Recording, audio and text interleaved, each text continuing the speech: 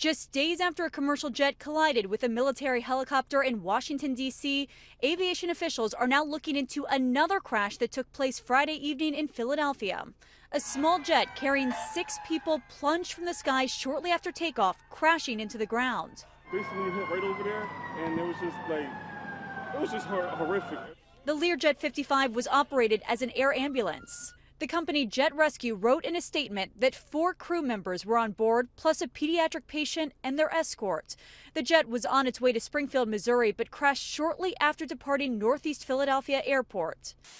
We can confirm that there are also a number of other victims who were injured in this incident, and they are being treated in area hospitals. And thus far, our count is that there are 19 injured victims. But again, this is not etched in stone. The investigation is ongoing. During a news conference, the mayor of Philadelphia and Governor Josh Shapiro were joined by the Mexican consulate. The plane was en route to Mexico, and the country's president says all 6 on board were killed.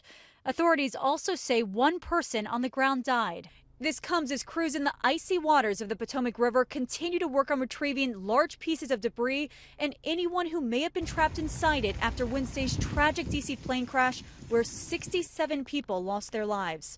The data recorders are expected to reveal exactly where each aircraft was. Preliminary data shows the Black Hawk was flying at 350 feet above the 200-foot limit in that airspace.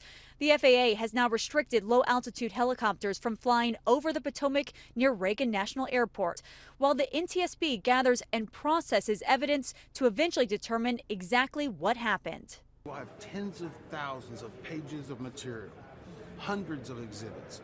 We're surging so many different resources, but we can't speculate until we know how it all fits into a really big, complex puzzle. And part of that's on the bottom of the Potomac right now. As the investigation continues, runway 33, the runway where that plane was supposed to land Wednesday evening, is now going to be closed until at least Friday night. Nicole D'Antonio, ABC News, Reagan National Airport.